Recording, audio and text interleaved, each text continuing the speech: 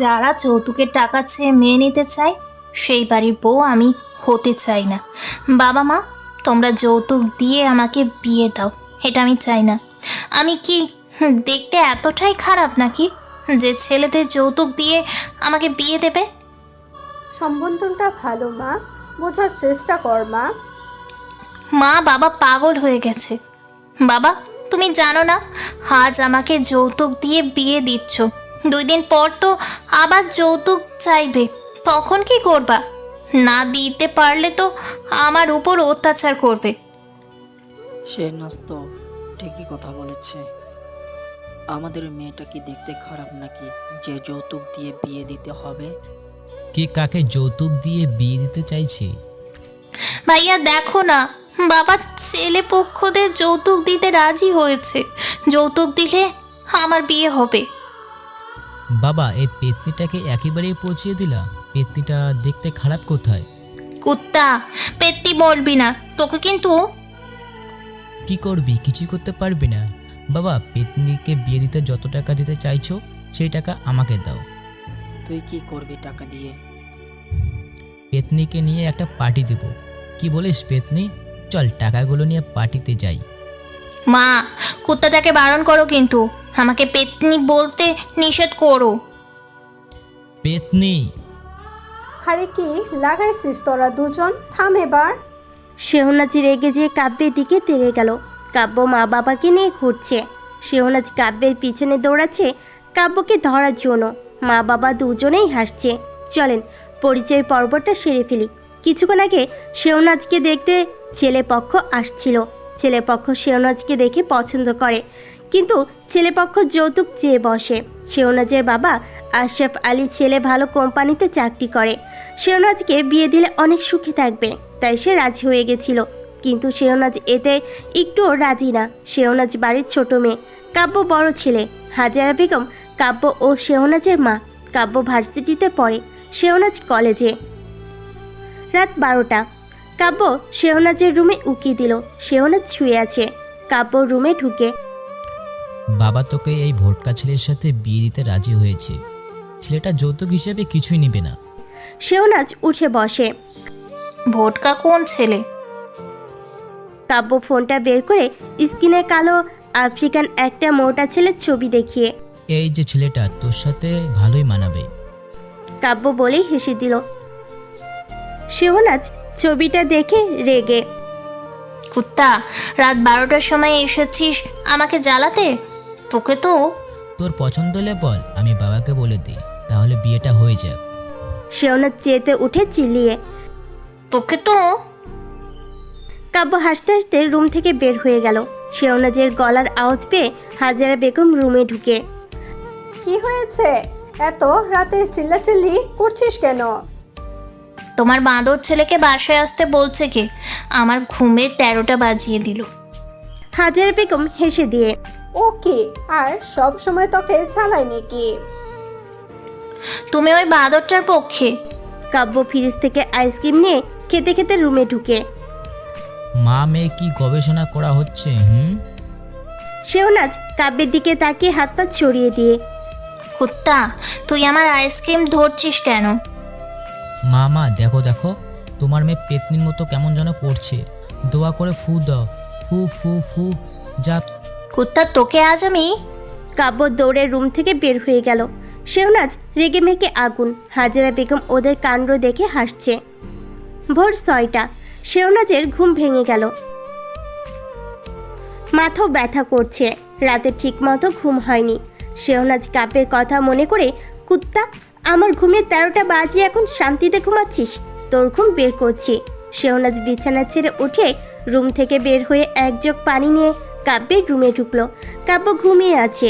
শেহনাজ যেয়ে কাব্যকে ডাকলো। ভাইয়া, ভাইয়া। কাব্যের কোনো সারা শব্দ নেই।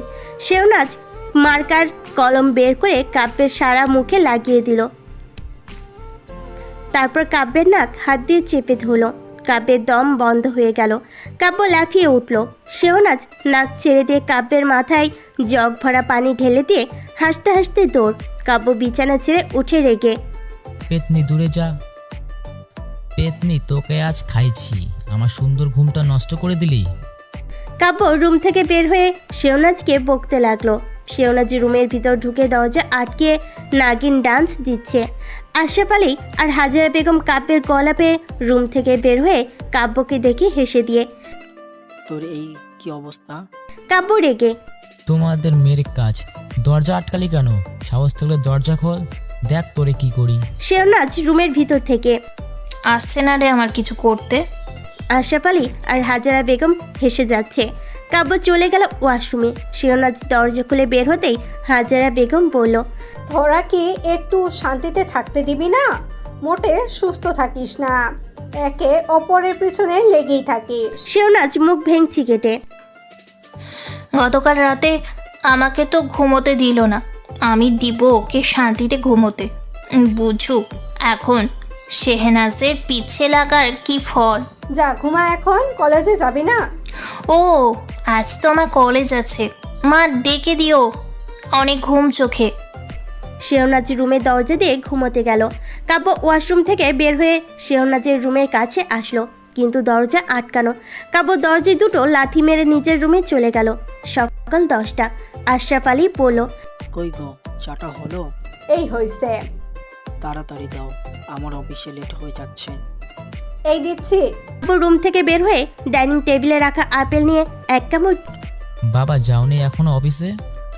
কিভাবে যাব, তোর মা রোজ দেরি করে দেয়। হাজারা বেগম টেবিলের ওপর চা রাখতে রাখতে বলল, হ্যাঁ, সব দোষী তো আমার এখন। আর একা যাচ্ছে। শেওনাজ কাব্যের দিকে তাকিয়ে মুখ ভেঙচি কাটে। আমি আর ছোট নেই, বড় হয়ে গেছি। মা এই বড় পেতনিটাকে বাসায় রাখছো কেন? বিদায় করে দাও না কেন? শেওনাজ ঢঙ্গি ভাবে। মা আমি কিন্তু ওর মাথা ফাটিয়ে দেব। আসছে রে আমার মাথা ফাটাতে। শেওনাজ চলে যেতে যাবে তখনই হাজেরা বেগম বলল, কই যাচ্ছিস, খাবি না?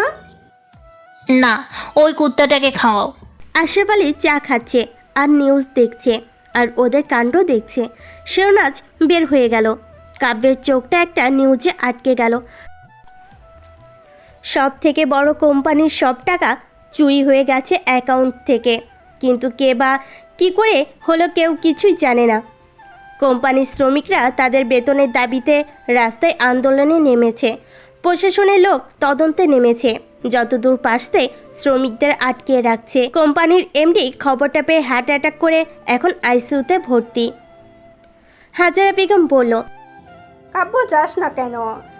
শেহনাজ তো চলে গেছে। কাব্য নিউজের থেকে চোখ সরিয়ে নিয়ে বের হয়ে গেল। আশরাফ আলী বলল, দেখছো কি সব শুরু হয়ে গেছে। কোম্পানির এমডি হাসপাতালে ভর্তি, এদিকে শ্রমিকেরা মালিকের পাশে না থেকে আন্দোলন শুরু করে দিয়েছে। হাজেরা বেগম টিভি রিমোট নিয়ে টিভি অফ করে দিয়ে, এত অন্যের কথা ভাবতে হবে না, সময় দেখো, না হলে তোমার বস তোমাকে বের করে দিবে, তখন যে ওই এমডির পাশে যে দাঁড়িয়েও। আশরাফ আলী ঘড়ির দিকে তাকিয়ে সময় দেখে। এই নিউজটা দেখতে যা অনেক দেরি করে ফেললাম। আশরাফ আলী তাড়াহুড়ো করে বেরিয়ে গেল। কাব্য সাইকেল চালাতে চালাতে শেহনাজের পিছনে গেল। কাব্য বলল, আহারে আজকে তো পায়ে ফোসকা পড়ে যাবে পেতনির। শেহনাজ দাঁড়িয়ে কাব্যের দিকে তাকিয়ে। সব সময় মজা ভালো লাগে না। ওলে ওলে পেতনি দেখি আবার রেগে যাচ্ছে। কুত্তা মেজাজ খারাপ করবি না। নে বস্তা, সাইকেলে ওঠ, তারপর রাগ দেখাস আর পায়ে ফোসকা ফেলিস না। শেহনাজ রাগ দেখিয়ে সামনের দিকে হাঁটা দিল। ওরে পেতনির এত রাগ দেখাস না, ওঠ এখন। তুই চলে যা, আমি যেতে পারবো। ঠিক আছে, আমি সামনের মেয়েটাকে সাইকেলে করে পিছনে উঠিয়ে নিয়ে যাব। যা না যা, আমি কি আর বোন যে বোনের অভিমান ভাঙাবি? বললে আমার বোনটা, যা তোকে নিয়ে আজকে বিকেলে ঘুরতে নিয়ে যাব আর আইসক্রিম কিনে দেবো। কাব্য বলল। শেহনাজ থেমে গেল। সত্যি? হ্যাঁ। শেহনাজ সাইকেলের পিছনেই বসলো। কাব্য চালাতে শুরু করলো। শ্রমিকরা আন্দোলন আরো তীব্র করে ফেলেছে। কোম্পানির ভেতর ঢুকে ভাঙচুর শুরু করবে, কিন্তু পুলিশের ব্যারিকেড আর লাঠি চার্জে কেউ সামনে এগোতে পারছে না। পুলিশ অফিসারের গাড়ি এসে কোম্পানির গেটের সামনে দাঁড়ালো। মিডিয়ার লোকজন দৌড়ে এসে গাড়ির সামনে দাঁড়ালো। পুলিশের ড্রাইভার নেমে গাড়ির দরজা খুলতেই গাড়ির ভেতর থেকে পুলিশের পোশাক পরা চশমা পরা একজন গাড়ি থেকে নামলো, কোমরে পিস্তল। ইনি হচ্ছেন পুলিশের অফিসার বিষ্ণু দে। সে যে কোনো পরিস্থিতিকেই সামলে নিতে পারে। তার দেয়ের কথা শুনলে সবাই তার ফ্যান হয়ে যায়। মিডিয়ার লোক মাউথ সব পুলিশ অফিসারের সামনে ধরল। মিডিয়ার লোক বলল, স্যার স্যার কী ব্যবস্থা গ্রহণ করলেন? দেখুন, আমরা তদন্ত শুরু করে দিয়েছি। কোম্পানির ম্যানেজার জিএমকে দিয়ে যত স্টাফ আছে তাদের জিজ্ঞাসাবাদ চলছে। জিজ্ঞাসাবাদ করে যদি কোনো তথ্য পাই তাহলে আপনাদেরকে জানাবো। স্যার স্যার এই শ্রমিকদের কিভাবে সামলাবেন? তাদের যে বকেয়া বেতন সব কি তারা ফিরে পাবে? দেখুন, আমাদের যতটুকু চেষ্টা আমরা চালিয়ে যাব। কোম্পানির মালিক আইসিইউতে। মালিক সুস্থ হলে শ্রমিকদের হক বুঝিয়ে দেওয়ার দায়িত্ব আমি নিব। আপনি কিভাবে দিবেন? মালিক তো শেষ, তার কাছে কোনো অর্থ নেই। আমি পুলিশ অফিসার বিষ্ণু দে। আমি মানুষদের হক আদায় করে দিয়েই ছাড়ি। এই বিষ্ণু দে চাইলে সবই পারে। এখন আমার সামনে থেকে যান, আমাকে বিরক্ত করবেন না, যেতে দেন। মিডিয়ার লোক বিষ্ণুদের কথা শুনে অবাক হয়ে গেল। বিষ্ণুদের চলে গেল। মিডিয়ার লোক আর ঠেকিয়ে রাখতে পারল না। কাব্য শেহনাজকে কলেজের গেটের সামনে নামিয়ে দিল। শেহনাজ নামতেই ইভা এসে বলল, আজ এত লেট করলি কেন? কখন থেকে তোর জন্য অপেক্ষা করছি। সরি রে, আজ একটু লেট হয়ে গেছে, চল যাই। আমাকে বললেন? শেহনাজ আর ইভা গেট দিয়ে ভেতরে ঢুকতে যাবে তখন কাব্য পিছন থেকে, এই সুন্দরী, তোমাকে আজ কিউট লাগছে। শেহনাজ ইভা পিছনে তাকিয়ে পড়ল। শেহনাজ রাগীভাবে তাকিয়ে পড়ল। ইভা বলল, তোর ভাইয়াটা তো অনেক ভালো রে, এভাবে কেন তাড়িয়ে দিলি? হ্যাঁ, তোমাকে বলছি, তুমি এত কিউট যে তোমার পাশে যে দাঁড়িয়ে আছে তাকে পেতনির মতো লাগছে। কাব্যের কথা শুনে ইভা লজ্জা পেল। শেহনাজ কাব্যের কথা শুনে রাগে গাল ফুলিয়ে, যাবি তুই কুত্তা, না হলে। যাচ্ছি যাচ্ছি, আর বলতে হবে না। কাব্য সাইকেল চালিয়ে চলে গেল। ইভা বলল, কেন? তোর ভাই তো কত সুন্দর করে আমার প্রশংসা করলো। শেহনাজ ইভার দিকে তাকিয়ে, আমার থেকে তুই ভালো চিনিস না। শোন, ওর কথা তোর কানে নিতে হবে না। এরপর যদি তোকে দেখে কিছু বলে তাহলে বকে দিবি। একদম চুপ থাক, কোনো প্রশ্রয় দিবি না। ইভা অবাক হয়ে, ও এরকম অনেক মেয়েকে বলে লাইনে এনে কিছুদিন রিলেশন করে ছেড়ে দেয়, কষ্ট দেয়। ও অনেক শয়তান। আমি চাই না তুই কষ্ট পা আর আমার শত্রু হ। তোকে সাবধান করে দিলাম, পরে কিন্তু আমাকে ধরতে পারবি না। ইভা অবাক হয়ে শেহনাজের দিকে তাকিয়ে রইল। বিষ্ণুদের সিকিউরিটি ঘরের ছাদের উপর দাঁড়িয়ে হ্যান্ড মাইক মুখের কাছে ধরে। আপনারা সবাই শান্ত হন, আমার কথাগুলো মন দিয়ে শুনুন। কেউ বিষ্ণুদের কথা কানে নিল না। সবাই ভেতরে ঢোকার জন্য জোরাজুরি করতেছে। বিষ্ণুদে পিস্তল নিয়ে ফাঁকা গুলি করলো উপরে। গুলির শব্দে সবাই ভয় পেয়ে শান্ত হয়ে গেল। বিষ্ণুদে বলল, আমি বিষ্ণু দে, যার কাছে না বলতে কোনো কিছুই হয় না। আমি দে আপনাদের মার্জিত বেতন আমি থেকে আপনাদেরকে পাঠিয়ে দিব। আপনারা শান্ত হন, উশৃঙ্খল করবেন না। কোম্পানির মালিক সে তো এখন আইসিইউতে ভর্তি। সে সুস্থ হলে তার সাথে কথা বলে আপনাদেরকে বেতন দেওয়া হবে। একজন মহিলা বলে উঠল। সে কিভাবে টাকা দেবে? তার কাছে তো কোনো অর্থ নেই। সবাই একসাথে মহিলাটার সাথে সায় দিল। হ্যাঁ, ঠিক বলেছেন, তার কাছে কোনো অর্থ নেই, কিন্তু তার তো প্রতিষ্ঠান রয়েছে। সে তো আর টাকা নিয়ে পালিয়ে যায়নি। তার অ্যাকাউন্ট থেকে টাকা সব উধাও হয়ে গেছে। আমরা তদন্ত করছি, আশা করি খুব শীঘ্রই পেয়ে যাব কিভাবে টাকাগুলো চুরি হলো। আপনারা কেমন শ্রমিক মালিককে ভালোবাসলেন যে কিনা আপনাদের আহারের ব্যবস্থা করে দিল? তারই বিপদের সময় আপনারা বিপক্ষে তার পাশে দাঁড়াবেন না? তার পাশে না দাঁড়ালে আপনারা উল্টো বিক্ষোভ করছেন। এই আপনাদের কোম্পানিকে ভালোবাসা? সবাই চুপ, কারো মুখে কোনো কথা নেই। বিষ্ণুদে তো ঠিক কথাই বলেছে। মালিকের বিপদের সময় তার পাশে না থেকে তার বিরুদ্ধে আমরা কেমন ভুল করলাম আমরা? এই কোম্পানি থেকেই তো আমাদের পেট চলে।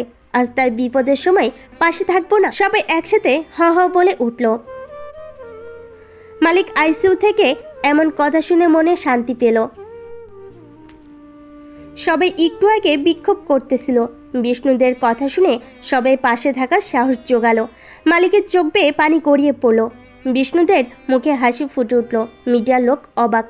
একটা লোক দৌড়াতে দৌড়াতে আসতেছে আর বলতেছে, টাকা ফিরে এসেছে, টাকা ফিরে এসেছে, টাকা ফিরে এসেছে।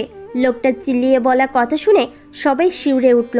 মিডিয়ার লোক লোকটাকে ঘিরে ধরে। টাকা ফিরে এসেছে মানে? অ্যাকাউন্টে সব টাকা ব্যাংকে চলে এসেছে। সবাই অবাক হয়ে। মানে কিভাবে? গাংচিল সব টাকা ফিরিয়ে এনে দিয়েছে। সবাই গাংচিলের কথা শুনে থ হয়ে গেল। গাংচিল কে? তা জানি না, এটা হ্যাকিং জগতের গাংচিল। কোম্পানির সব টাকা হ্যাকাররা কৌশলে নিয়ে গিয়েছিল। কই থেকে গাংচিল এসে টাকাগুলো ফেরত দিয়ে গেল কিভাবে কিছু জানি না, বা কেউ বলতে পারবে না। সবার মুখে হাসি ফুটে উঠল টাকা ফিরে পাওয়ার খবর পেয়ে। মিডিয়ার লোক বিষ্ণুদের সামনে যেয়ে, স্যার হ্যাকাররা টাকা নিয়ে গেল হ্যাকিং করে, কিন্তু গাংচিল সে টাকা ফেরত এনে দিল কোনো স্বার্থ ছাড়াই। আমি তো কিছুই জানি না, তাই বলতে পারছি না। তবে কোম্পানির টাকা রহস্যের ঘটনা সামনে চলে এসেছে। শ্রমিকরা তার প্রাপ্য এবার পেয়ে যাবেন। আমি কোম্পানির এমডির সাথে কথা বলে নিব। শ্রমিকরা সবাই এখন অনেক খুশি। আপনি না থাকলে স্যার সবাইকে এভাবে কেউ সামলাতে পারতো না। আপনাকে স্যালুট স্যার। বিষ্ণুদের তার লোক নিয়ে চলে গেল। শ্রমিকরা সবাই হাসপাতালের সামনে যে হাজির হলো। কোম্পানির মালিকের ফোনে একটা মেসেজ আসলো, একটা আইডি থেকে প্রাইভেসি মেসেজ। পিয়ে মালিককে মেসেজটা দেখালো। কোম্পানির মালিক মেসেজটা পড়তেই মেসেজ ডিলিট হয়ে গেল। কোম্পানির মালিক পিয়েকে সব কিছু বলল। পিয়ে বাইরে বের হয়ে এসে সবার উদ্দেশ্যে বলল, স্যার, আপনাদের ভালোবাসায় সিদ্ধ হয়েছেন। আপনাদের সবার বকেয়া বেতন আগামী সপ্তাহের মধ্যে পরিশোধ করা হবে, আর আপনাদের সবার বেতন বাড়িয়ে দিবে। স্যার সুস্থ হয়ে উঠলে আপনাদের সবার সব সমস্যার স্যার দেখবে। পিয়ের কথা শুনে সবাই উল্লাসিত হয়ে পড়ল। বিষ্ণুদের কোম্পানিতে যে জিএম আর ম্যানেজারকে ধরে নিয়ে থানায় আসলো।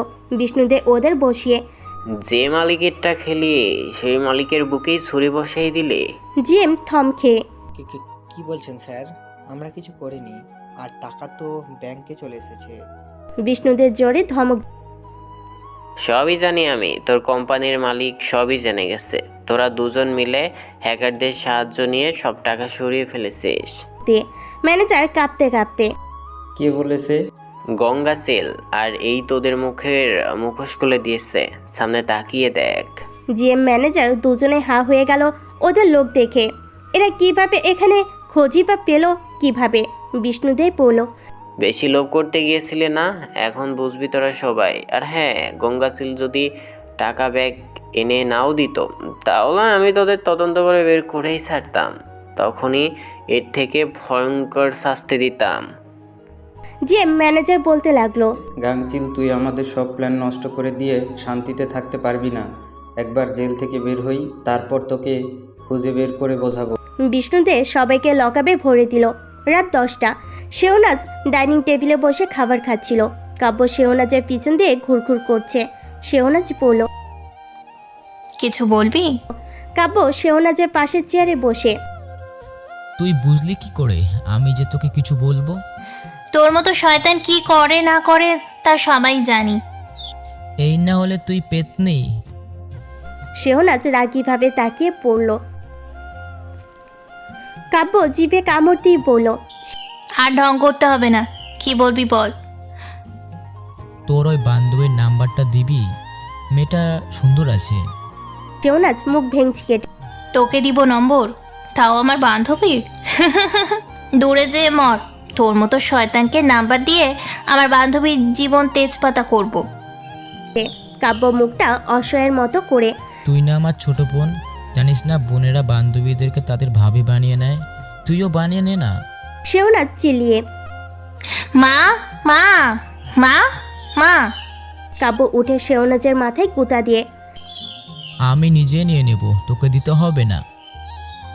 পারলে নিয়ে দেখাস, তাহলে তোর চাকর হয়ে থাকবো বাড়িতে যতদিন থাকবো।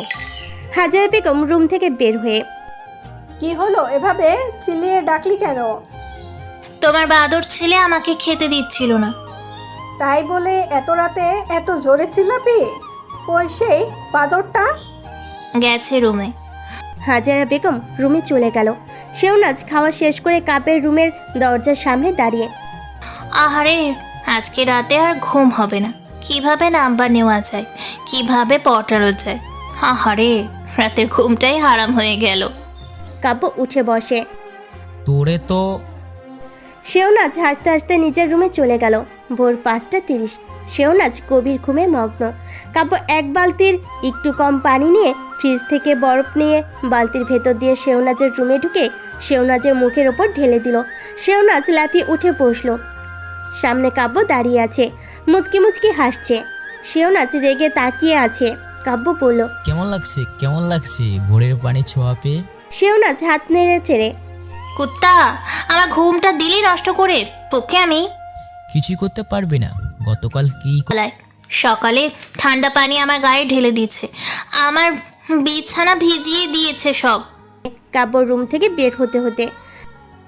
রাতে স্বপ্নের ঘরে মুইতে দিছে বিছানায়, এখন আমার দোষ দেওয়া হচ্ছে? আশরাফ আলী আর হাজারা বেগম হেসে দিল। যখন থাকবো না তখন কাকে জ্বালাস দেখবো। শেহনাজ রাগ দেখিয়ে। শেহনাজ কথাটা বলে রাগ দেখিয়ে চলে গেল। হাজারা বেগম বলল, শেহনাজ খেয়ে যা, কই যাচ্ছিস? তোমার গুণধর ছেলেকে খাও। আশরাফ আলী কাব্যের দিকে তাকালো। কাব্য খাবার হাতে নিয়ে ঘর থেকে বেরিয়ে গেল। হাজারা বেগম বলল, কবে যে এতে ঝগড়া শেষ হবে? সারাদিন বাসায় থাকলে ঘরটা বাজিয়ে রাখে, খালি ঝগড়া আর ঝগড়া। আশরাফ আলী একটা দীর্ঘশ্বাস ফেলে। শেহনাজের বিয়ে হয়ে গেলে ঘরটা শান্ত হয়ে যাবে, কাব্য আর শয়তানি করবে না। এভাবে বলো না। আশরাফ আলী চা শেষ করে উঠে চলে গেল। কাব্য শেহনাজের পিছন পিছন হাঁটছে আর বলছে, পেতনি, এই খাবারটুকু খেয়ে নে না, না হলে আমাকে ঘরে উঠতে দেবে না। শেহনাজ থেমে যে পিছন ফিরে। তুই গেল ভালো করে, আমি খাবো না। কুত্তার মতো পিছন পিছে না এসে যা। বোন আমার খেয়ে নে। খাবো না। শেহনাজ রাগ দেখে হাঁটতে শুরু করে দিল। কাব্য শেহনাজের সামনে যেয়ে শেহনাজের দিকে খাবার ধরে পিছনের দিকে পা ফেলছে আর বলছে, খেয়ে নে না একটু, আর আমি শয়তানি করব না তোর সাথে। এই দেখ, কানে ধরছি। শেহনাজ রাগ দেখে মুখ অন্যদিকে নিয়ে নেয়। কাব্য বলল, আচ্ছা খাবার খা, আমি তোকে আইসক্রিম কিনে দেব। শেহনাজ মুখে ভেঙচি কাটলো। শেহনাজ হেঁটে চলে গেল। কাব্য দোকান থেকে আইসক্রিম নিয়ে দৌড়ে শেহনাজের পিছনে। শেহনাজের সামনে দাঁড়িয়ে কাব্য একটু গম্ভীর হয়ে। অনেকক্ষণ ধরে তেল লাগাচ্ছি, অনেক ভাব তাই না? আর ভাব নিতে হবে না, যা তুই। আমি এই আইসক্রিম আমি একাই খাবো, যা তুই। ওনাকে আরো তেল লাগাও। কাব্য মুখে ভেঙচি কাটতে গেল, পারল না। শেহনাজ হেসে দিল। কাব্য আইসক্রিমের প্যাকেট ছিঁড়তে যাবে, শেহনাজ আইসক্রিম কেড়ে নিয়ে। মেয়েদের কাজ তুই পারবি না, আর যা করতে পারবি তা করতে যাবি না। আইসক্রিম নিলি কেন? দে। শেহনাজ মুখে ভেঙচি করে কাব্যর হাত থেকে খাবার নিয়ে হাঁটতে হাঁটতে খেতে শুরু করলো। কাব্য বলল, আমাকে একটু দে, আমিও খাইনি। আমাকে একটু দে, আমি না খেয়ে এসেছি তো। তুই বাসায় যে খা, আমার পিছে লাগছিলি না, দিব না তোকে কিছু। একটু দে। একটুও না। শেহনাজ খাওয়া শেষ করে। পানি কি তোর ভূতে এসে দিবে? তোর ব্যাগে তো আছে, পারবো না। শেহনাজ ঢেক কাটা শুরু করলো। কাব্য দৌড়ে দোকান থেকে পানি এনে শেহনাজকে দিল। শেহনাজ পানি খেয়ে। টেকনিকটা মাথায় রেখে দে, কাজে দিবে। কাব্য রাগীভাবে তাকায় শেহনাজের দিকে। শেহনাজ হাসতে হাসতে আইসক্রিম খেতে খেতে কলেজে গেট দিয়ে ভিতরে ঢুকে গেল। কাব্য বলল, আজ বাড়ি আসিস পেতনি, তখন বোঝাবো।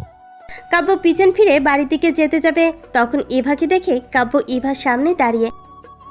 এই সুন্দরী, তোমাকে তো আজ অনেক কিউট লাগছে। ইভা রেগে, শয়তান ছেলে, পাম দেওয়ার জায়গা পাস না, এরকম বলে কয়টা মেয়ের মন ভেঙেছিস? মিথ্যেবাদী, বাঁদর, বজ্জাত তুই একটা। ফের তুই আর আমার সামনে কখনো পড়িস, তোর খবর আছে। তুই আমার বান্ধবীর ভাই না হলে তোর আজ খবর ছিল, বাজে কোথাকার। যে কাব্য ইভার কথা শুনে পুরো অবাক। ইভা অনেক রেগে বকা দিয়ে চলে গেল। কাব্য ঠায় দাঁড়িয়ে থাকলো। বিকাল 4টা। আশরাফ আলীর সাথে শেওনাজ বাসায় আসলো, কিন্তু কাব্যকে দেখলো না। শেওনাজ রুমে যেয়ে ড্রেস চেঞ্জ করে ফ্রেশ হয়ে খেতে বসলো। খাওয়া শেষ, কিন্তু কাব্যর কোনো ছায়া নেই। শেওনাজ হাজরা বেগমকে বলল, মা ভাইয়া কিন্তু হোস্টেলে চলে গেছে। না, যায়নি। তাহলে আজকে দেখছি না যে, খেতে দাওনি নাকি? কি জানি কি হয়েছে, রাগ করে তো রুমের ভিতরে বসে আছে। ঠিক আছে, দেখি কেমন রেগে আছে। শেওনাজ হাসতে হাসতে চেয়ার ছেড়ে উঠে কাব্যের রুমে ঢুকলো। কাব্য শেওনাজের দিকে রাগীভাবে তাকিয়ে আছে। শেওনাজ দাঁত কেলিয়ে, তুই শয়তানের মতো চলে আসছিস কেন? তোর বান্ধবী ইভাকে কি বলেছিস আমার নামে? যেটা সত্যি তাই বলেছি। আমি খারাপ, আমি মেয়েদের মন ভাঙি, আমি বাজে। হ্যাঁ তো ঠিকই তো বলেছি। তোকে তো আজ আমি ঘুরতে নিয়ে যাবি তাই না? শেওনাজ হেসে দিল। কাব্য রেগে উঠে দাঁড়ালো। শেওনাজ হাসতে হাসতে রুম থেকে বের হয়ে গেল। কাব্য রেগে রুম থেকে বের হলো। শেওনাজ হাজরা বেগমের পিছনে দাঁড়িয়ে, তোমার ছেলেকে কে কি বলেছে সেই রাগ এখন আমার উপর দেখাচ্ছে। কি রে, বাহিরের রাগ তুই শেহনাজকে দেখাচ্ছিস? মা তুমি সরে যাও, ও আমার নামে মিথ্যা বলছে কেন? হাজরা বেগম বলল। কি করেছিস তুই? শেওনাজ হাসতে হাসতে, ও কিছু না। হাজরা বেগম শেওনাজের দিকে তাকিয়ে রইল। শেওনাজ কাব্যের রুমে ঢুকে, ভাইয়া নাম্বার নিবি না? নে ধর দিচ্ছি, আর রাগ করে থাকতে হবে না। মাপ চাই, তোর বান্ধবী তোর মতোই পেতনি, আমার দরকার নেই তোর বান্ধবীরে। কি আমার মতো পেতনি? আমি পেতনি? পেতনি তো। কাব্য শেওনাজের দিকে তাকিয়ে, শেওনাজ কাব্যের কাছে যেয়ে প্রথম চুল ধরে টান দিল। তারপর কিল খুশি শুরু। বিষ্ণুদে গোপন ইনফরমেশন পেয়ে ছুটে আসলো একটা দোকানে। দোকানে ঢুকতে তল্লাশি। দোকানের ভেতর থেকে বড় দা, ছুরি, দেশীয় অস্ত্র বের করলো বিষ্ণুদে দোকানদারকে ধরে। তোর সাথে কে কে আছে? কি বলছেন স্যার, আমার সাথে কে থাকবে? বিষ্ণুদে দোকানদারের মুখে সজোরে থাপ্পড় মেরে, সত্যি কথা বলবি নাকি গরম ডিমের থেরাপি দিব? তখন সুর সুর করে বলে দিবি। বলছি স্যার, বলছি। বল, দিবি? আজকে বড় একটা ডাকাতির প্ল্যান করা হয়েছে, কেউ কিছু বুঝতে পারবে না। ডাকাতি করতে পারলে কোটি টাকার উপর পেয়ে যাব। বল, কতজন আছে তোদের সাথে? 6 জন। ঠিকানা বল। ওদের ঠিকানা আমি জানি না, ওরা রাত 10টায় আসবে এখানে। কোনো রকম চালাকি করবি, এটা দিয়ে তোদের চান্দি ফুটো করে দিব। দোকানদার ঘাবড়ে গেল। বিষ্ণুদে তার লোকজন ঠিকমতো সেট করেছিল। রাত 10টা। দোকানের সামনে একে একে সবাই হাজির হলো। একজন দোকানদারকে বলল, বিষ্ণুদে ওদের পিছনে দাঁড়িয়ে, সব ঠিক আছে, মামা শ্বশুর বাড়ি গেলে বুঝতে পারবে। বিষ্ণুদে কে দেখে সবাই পালানোর চেষ্টা করলো, কিন্তু সবাইকে ধরে ফেলল। ধরে থানায় নিয়ে মিডিয়ার লোকেদের খবর দিয়ে সব কিছু বলল। বিষ্ণুদে এর সুনাম সব জায়গায় বেড়ে গেল। শেওনাজকে পাত্রপক্ষ এসে দেখে চলে গেল। শেওনাজকে সবার পছন্দ হয়েছে। ছেলে সরকারি চাকরি করে, কোনো দেনাপানা ওদের চাও পাওয়া নেই, শুধু শেওনাজকে চাই। 7 দিন পর শেওনাজের বিয়ে। কাব্য ছেলের অফিসে চলে গেল। ছেলে কাব্যকে দেখে উঠে দাঁড়িয়ে সালাম দিয়ে, ভাইয়া বসেন। বসতে আসনি, তোমার সাথে কিছু কথা ছিল। হ্যাঁ বলেন, চা কফির কথা বলি। না, কাব্য ছেলেটার হাত ধরে, দেখো আমার একটাই মাত্র বোন, খুব আদরের। ও একটু জেদি বেশি, কখনো ওকে কষ্ট দিও না, চোখের পানি ফেলতে দিও না। ও যদি কখনো ভুল করে ওকে বুঝিয়ে দিও, ওকে বুঝিয়ে বললে বুঝবে, কিন্তু কখনো আঘাত করো না। আমার বোন, আমার কলিজা, ওকে যদি কখনো শুনছো তুমি কষ্ট দিয়েছো বা মেরেছো, আমি কিন্তু তোমাকে ছাড়বো না। বোন তো আমার, কিছু মনে করো না। কাব্যর চোখ বেয়ে পানি গড়িয়ে পড়ছে। ছেলেটা অবাক হয়ে, আমি চেষ্টা করব আপনার বোনকে আমার থেকে বেশি ভালোবাসান। ও কখনো আপনাদের কাছে কোনো অভিযোগ করবে না, আমি সব কিছু মানিয়ে নেব। কাব্য খুশি হলো ছেলেটার কথা শুনে। কাব্য চলে গেল। এদিকে বিয়ের জন্য সব ব্যবস্থা চলছে, সবাইকে দাওয়াত দেওয়া হলো। বিয়ের জন্য কাব্য, আশরাফ আলী, হাজারা বেগম, শেহনাজ শপিং করতে শপিং মলে গেল।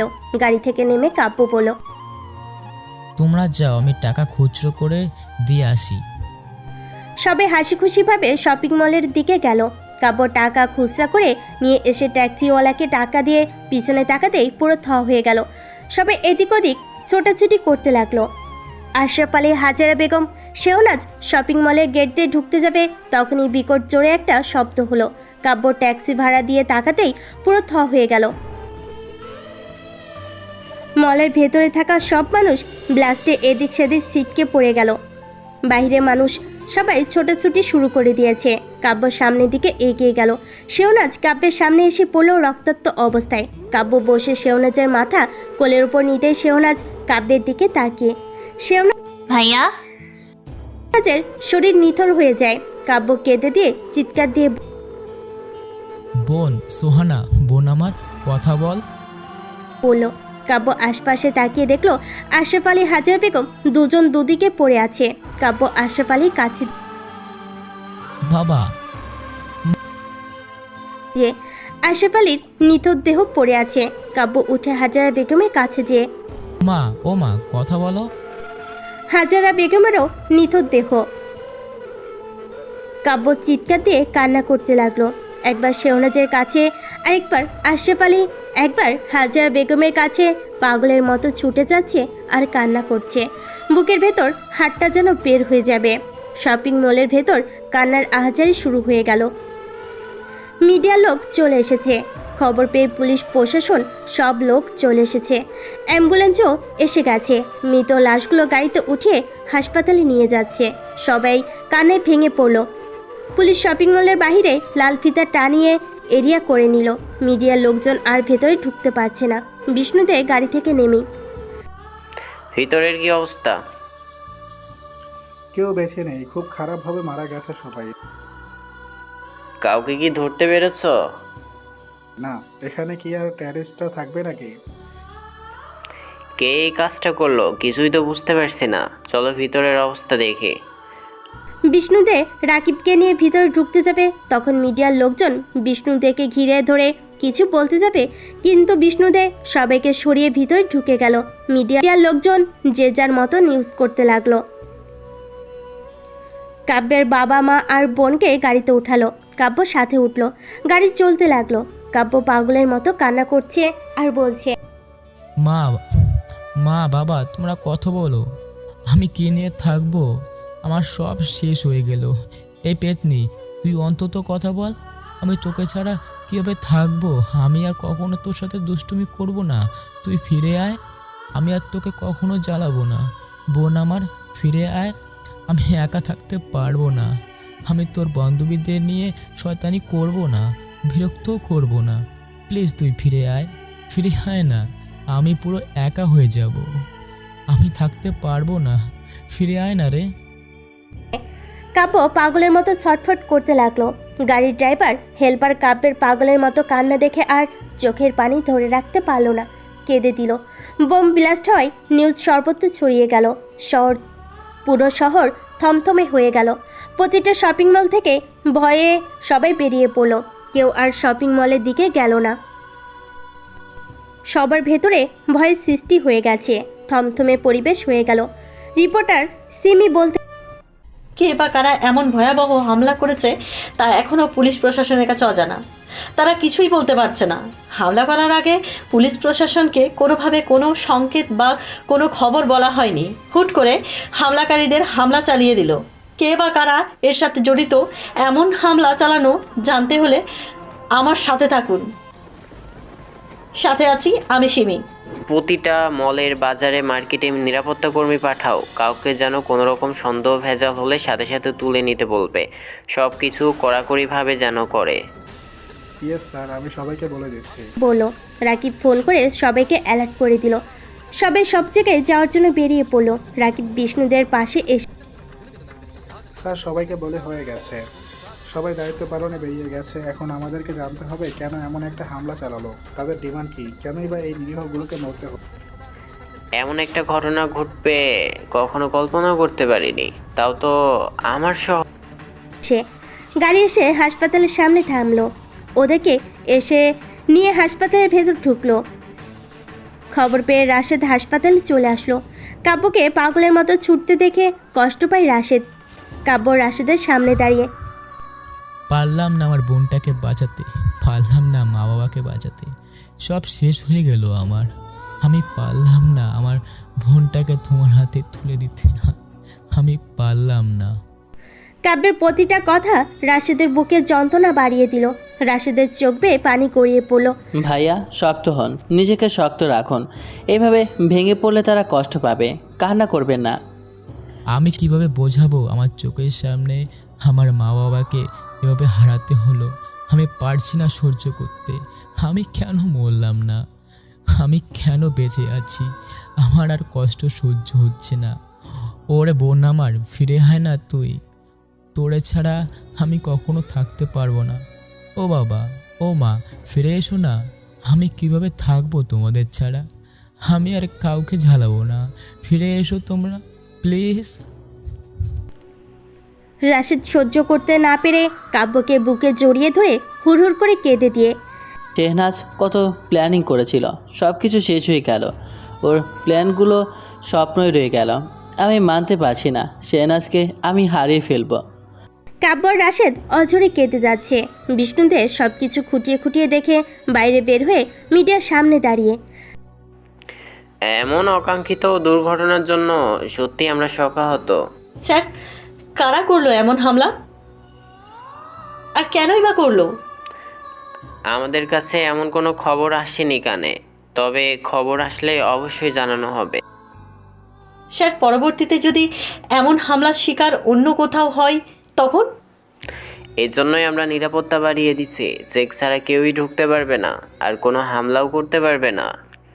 স্যার, হামলাকারীদের বিরুদ্ধে কি ব্যবস্থা নিলেন? আমরা আমাদের যথাযথ পদক্ষেপ গ্রহণ করেছি। আমাদের সাথে অন্যান্য প্রশাসনের লোকও রয়েছে। আশা করি হামলাকারীদের ধরতে পারবো। যদি ব্যর্থ হন আর এমন ঘটনা আরও ঘটায় তখন?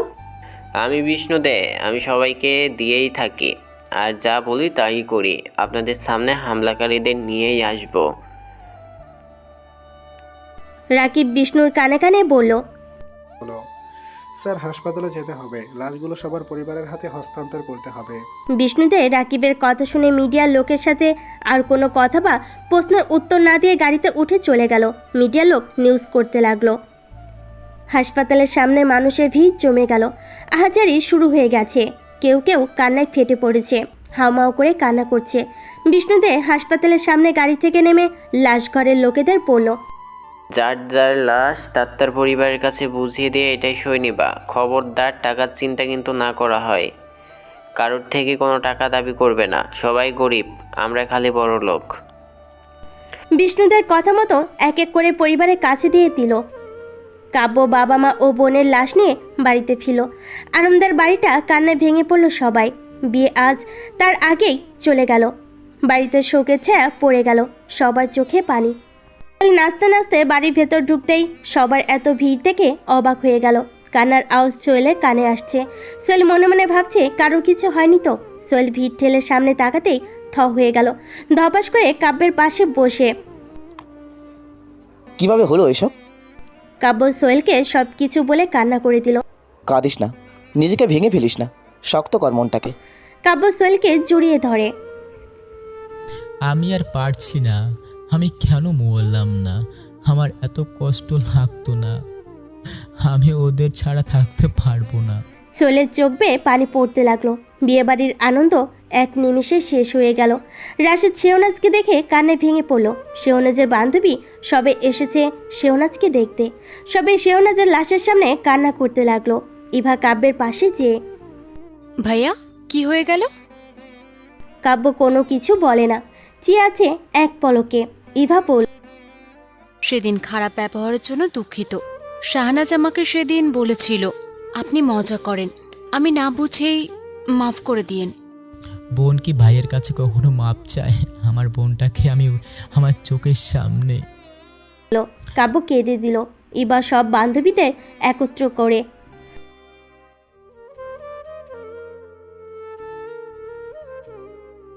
সবাই বলল হ্যাঁ ভাইয়া। সবাইকে দাফন শেষে যে যার মতো চলে গেল। কবরস্থানের সামনে বসে কাব্য কান্না করছে। পাশে সোহেল আর রাশেদ কাব্যকে সান্ত্বনা দিচ্ছে। কাব্যকে ধরে নিয়ে চলে গেল। কাব্য বাসার ভেতর ঢুকতেই শেহনাজের সাথে করা সব স্মৃতিগুলো চোখের সামনে ভাসছে। ঘরের ভেতর ঢুকে কাব্য পাগলের মতো দেখাতে লাগলো। শেহনাজের সাথে এখানে শয়তানি করেছে, ও তেড়ে গেছে, বাবা মা এসে আমাদের শাসন করেছে। আমার আর কিছুই রইল না, আমাকে একা করে চলে গেল। কাব্য ফুলের উপর বসে পড়ল। সোহেল কাব্যকে সান্ত্বনা দেওয়ার মতো ভাষা খুঁজে পাচ্ছে না। পুলিশের অফিসার এই দুর্ঘটনার জন্য জরুরিভাবে মিটিং ডেকেছে। বিষ্ণুদে সেখানে উপস্থিত হলো। বড় অফিসার শাহাদাত হোসেন প্রজেক্টর চালিয়ে শপিং মলের বিধ্বস্ত অংশটুকু দেখি। বোমটা পরিকল্পনা করেই রাখা হয়েছে। মলের ভেতর মানুষের আনাগোনা বেশি হতেই বোমটা ব্লাস্ট করিয়েছে। তাহলে কি মালের ভিতরে আতঙ্কর বদলে লোক ছিল? হ্যাঁ, সেসব পরিচর্যা করছিল। সময় বুঝেই বোমটা ব্লাস্ট করেছে। অনেক মানুষ মারা গেছে, সবাই বেশ আতঙ্কও আছে। হ্যাঁ, এই জন্যই আজকের এই মিটিং। আমাদের লোকেদের সব জায়গায় কড়াকড়িভাবে ডিউটি করতে হবে। পরবর্তী কোনো সময় হামলা যাতে চালাতে আমাদের নজর আরও জোরদার করতে হবে। সাধারণ মানুষের নিরাপত্তা দেওয়ার ভরসা একমাত্রই আমার। আর যে এই কাজটা করেছে তাকে খুঁজে বের করতে হবে ওর পরের টার্গেট পূরণ করার আগেই। স্যার, কোনো আতঙ্কবাদী নিজের স্বার্থ হলে তো আমাদের জানিয়ে তারপরে করতো, কিন্তু এই কেমন আতঙ্কবাদী যে হুট করে চুরি করে এমন ঘটনা ঘটালো? এটাই তো বুঝতে পারছি না, ওর চাওয়া পাওয়াটা কি, নাকি অন্য কোনো উদ্দেশ্য? সবাই উঠে দাঁড়ালো। শাহাদাত সবাইকে কড়াভাবে নির্দেশ দিল। সবাই শাহাদাতের কথা শেষে বেরিয়ে পড়ল। শেহনাজের বান্ধবীরা খাবার হাতে নিয়ে ঘরের ভেতর ঢুকে। ভাইয়া, আমার এখন কিছু খেতে ইচ্ছা করছে না। আমরা আছি তো ভাইয়া, আপনার বোন, ভেঙে পড়বেন না। ভাইয়া কিছু খেয়ে নিন। কিছু খেয়ে নে। ওরা যখন বলছে এত করে, ওরাও তো তোর বোন। ওদের ভেতরেই তোদের বোনকে খুঁজে পাবি। কাব্যের চোখ বেয়ে পানি গড়িয়ে পড়লো। রাশেদ আর সোহেলকে বলল, ভাইয়া কি বলে আপনাকে সান্ত্বনা দেব আমার ভাষা নেই। আমিও তো আপনার বোন। প্লিজ ভাইয়া, এই বোনটার কথা একটু শুনে কিছু হলেও একটু খান। ইভা হাতে খাবার নিয়ে কাব্যের মুখের সামনে নিয়ে, ভাইয়া নেন। ভাইয়া আপনারাও খেয়ে নেন। কাব্য গালে খাবার নিয়েও গিলতে পারছে না। সোহেল আর রাশেদকে অন্যরা খাবার দিল।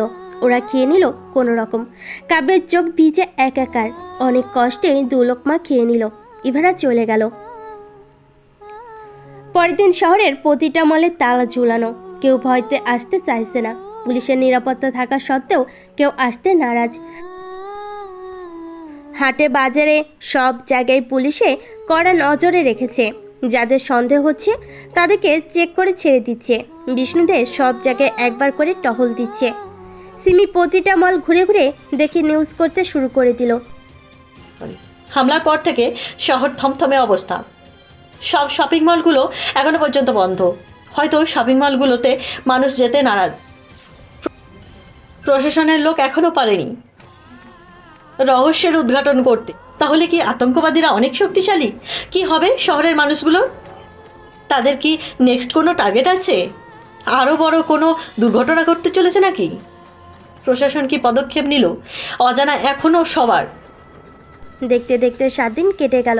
7 দিন পর এখানে থাকলে তুই আরো বেশি ভেঙে পড়বি। তুই হোস্টেলে ফিরে চল। আমি কিভাবে যাব এখান থেকে? আমার বোন, মা বাবার সবার স্মৃতি রয়েছে। পাগলামি করিস না, চল আমার সাথে হোস্টেলে থাকবি। যেটা হবার তা তো হয়ে গেছে, চাইলেও কি ফিরে পাবি সেটা? আমি কোথাও যাব না, তুই চলে যা। তোকে আমার সাথে যেতে হবে। এখানে একা তুই কষ্ট পাবি। নিজেকে শক্ত কর। তোর মা বাবার স্বপ্নটা তো তোকে পূরণ করতে হবে। তারা তো নেই, তাদের স্বপ্ন পূরণ করে কি হবে? তারা কি পারবে আনন্দের হাতে? তারা নেই বলে কি তাদের কথা তুই রাখবি না? কাব্য কিছু বলে না। সোহেল অনেক বোঝালো। রাশেদ ঘরে ভেতর ঢুকে। ভাইয়া, আপনি ওর সাথে হোটেলে চলে যান, ওখানে আপনার জন্য ভালো। কাব্য রাশেদের মুখের দিকে তাকিয়ে। আমি কিভাবে যাব এই বাসা ফেলে? এখানে আমার সব স্মৃতি রয়েছে। এই স্মৃতি আপনাকে করে করে খাবে। আপনার সামনে অনেক কাজ, আপনাকে যেতে হবে। কাব্য রাশেদের কথা মতো সোহেলের সাথে যেতে রাজি হয়। ইভারা বাসায় এসে কাব্যের ব্যাগপত্র সব গুছিয়ে দেয়। কাব্য বাড়ি থেকে বের হবার পর বাড়িটার দিকে তাকালো, এক দৃষ্টিতে চেয়ে আছে। ভাইয়া, যে বোনেদের ভুলে যায়েন না। না, ভুলবো না। কোনো কিছুই দরকার হলে আমাকে জানাতে ভুলবে না। হ্যাঁ, তা তো অবশ্যই, সব কিছু জানবো, চিন্তা করেন না। মাঝে মাঝে বোনেদের দেখা করেন। কাব্য চোখের পানি ফেলে রাশেদের গাড়িতে উঠে পড়ে। সবার থেকে বিদায় নিয়ে চলে গেল কাব্য। সিমন করছে। ঘটনার 7 দিন কেটে গেলেও মানুষের ভেতরে ভয় এখনো শেষ হয়নি। থমথমে পরিবেশ হয়ে গেছে। প্রশাসনে কোনো রকম রহস্য উদ্ঘাটন করতে পারেনি। এটা প্রশাসনের ব্যর্থতা, নাকি তারা নাকে সর্ষের তেল দিয়ে ঘুমাচ্ছে? এখনো পর্যন্ত হামলাকারীদের ধরতে পারলো না। শহরের কয়েকটা মল খুললে সেখানে মানুষদের আনাগোনা খুবই সীমিত। এই 7 দিন কোনো রকম হামলা কোথাও হয়নি। রাকিব নিউজ দেখে। স্যার দেখছেন মিডিয়ার লোক কী সব বলে বেড়াচ্ছে, আর এই সেমি তো অনেক বেশি বেশি বলছে। আমরা এত কড়া নিরাপত্তা দিচ্ছি, আমাদের কোনো নাম নেই। মিডিয়ার লোকরা তো কোনো নিউজই খুঁজে পাচ্ছে না, পেলে এইসব নিউজ করবে ভাইরাল হওয়ার জন্য। আর এই মেয়েটার সবসময়ই লাফায় একটু বেশিই। আপনি একবার বলেন ওদের লাফানো বন্ধ করে দিই, ধরে এনে কারাগারে ভরে দিই। আহা, এত উত্তেজিত হয় না, ওকে নিউজ করতে দাও। আমরা আমাদের কাজ করি, হামলাকারীদের ধরতে দাও, তারপর ওর প্রতিটা নিউজের জবাব দিয়ে দিব। তখন ওর মুখ লুকানোর জায়গা পাবে না। দেখে বিষ্ণুদেব বলতে লাগলো, কে কে এই হামলাকারী, কি তার উদ্দেশ্য কি? সোহেল কাব্যকে নিয়ে হোস্টেলে আসতেই শিলার সামনে এসে দাঁড়িয়ে। সরি কাব্য, আমি যেতে পারিনি, কিছু মনে করো না। না, ঠিক আছে। চিন্তা করো না, আমরা আছি তো, আমরা এক ফ্যামিলি। কাব্য মাথা নাড়ায়। সোহেল কাব্যকে বলল, তুই ভেতরে যা, আমি আসছি। কাব্য সোহেলের কথা মতো চলে গেল। সোহেল শিলা। কি হয়েছে বলো? আমার কিছু টাকা লাগবে এক্ষুনি। কি করবা এখন টাকা দিয়ে? তোমার কাছে আছে কি না বলো, এত কিছু জিজ্ঞাসা করো কেন? আরে রাগ করবো কেন, দিচ্ছি। তাকে বলো। সোহেল ওয়ালেট বের করে। কত লাগবে? 5000। এত নেই তো। কত আছে? 2000 আছে। ঠিক আছে, এটা হলেই হবে। শিলা সোহেলের থেকে টাকা নিয়ে সোহেলকে জড়িয়ে ধরে। আমার লক্ষ্মী বাবুটা। শিলা খুশিতে সোহেলের গালে কিস করে চলে গেল। সোহেল মুচকি হেসে হোস্টেলের ভেতর ঢুকে গেল। সোহেল শিলাকে প্রচুর ভালোবাসে। শিলার পাগলামিগুলো সোহেলের অনেক ভালো লাগে। শিলার যখন যেটা প্রয়োজন তখন সোহেলের থেকে নিয়ে নেয়। বিষ্ণুদেব রাকিবকে নিয়ে আকন্দ চৌধুরী গেস্ট হাউসে পৌঁছে গেল। আকন্দ চৌধুরী অনেক টেনশনের ভিতরে রয়েছে, দেখে বোঝা যাচ্ছে। আকন্দ চৌধুরী বিষ্ণুকে দেখে। এসেছেন আপনি? হ্যাঁ, কি হয়েছে বলুন তো? একটা আননোন নাম্বার থেকে কল আসছিল। কলটা রিসিভ করতে একজন বলে উঠল, আগামীকাল বিকালের ভেতর 5 কোটি টাকা না দিতে পারলে আমার সব কয়টা বিল্ডিং উড়িয়ে দেবে শপিং মলের মতো। প্রথমে দিবে হাসপাতাল, ওখানে অনেক রোগী রয়েছে। কি করব মাথায় কিছুই আসছে না। বিষ্ণুদেব অবাক হয়ে গেল আকন্দ চৌধুরীর কথা শুনে। বিষ্ণুদেব রাকিবকে ইশারা করলো। রাকিব বলল, সেই নাম্বারটা দেন। আকন্দ চৌধুরীর নাম্বার দিয়ে। আপনি চিন্তা করবেন না, আমরা সব ব্যবস্থা করব হামলাকারীদের ধরার। ও বলেছে যদি পুলিশ বা কাউকে জানানোর ট্রাই করি তাহলে ও একসাথে 5টা বিল্ডিং উড়িয়ে দেবে, আমাকেও মেরে ফেলবে। ওরা অনেক ভয়ঙ্কর, আমি কি করছি না করছি সব কিছুই ও জানতে পারছে। নাম্বার সুইচ অফ বলে স্যার। বিষ্ণুদেব ফোন বেজে উঠল। বিষ্ণুদেব ফোনটা বের করে দেখলো আননোন নাম্বার। কলটা রিসিভ করতেই ওপাশ থেকে পুরুষ কণ্ঠে, এই বিষ্ণুদে আমাকে খোঁজার বা ধরার বিন্দুমাত্র চেষ্টা করিস না, তাহলে পুরো শহর ধ্বংস করে দেব। আকন্দ চৌধুরী ভুল করে ফেললে তোকে খবর দিয়ে আনার জন্য তোকে একটা এক্সাম্পল দেখায়। টিভিটা চালু কর। কে তুই? কাকে হুমকি দিচ্ছিস? এই বিষ্ণু থেকে চিনিস তুই? ওপাশ থেকে গম্ভীর গলায়, আওয়াজ নিচে রাখ। তোর দৌড় কত দূর আমার জানা আছে, তুই টিভিটা চালু কর। ভুলে বিষ্ণুদে রাকিবকে টিভি চালাতে বলল। টিভিতে পেল ও থানা বোমে উড়ে গেছে। বিষ্ণুদে চমকে উঠল, হা হয়ে গেল ওপাশ থেকে।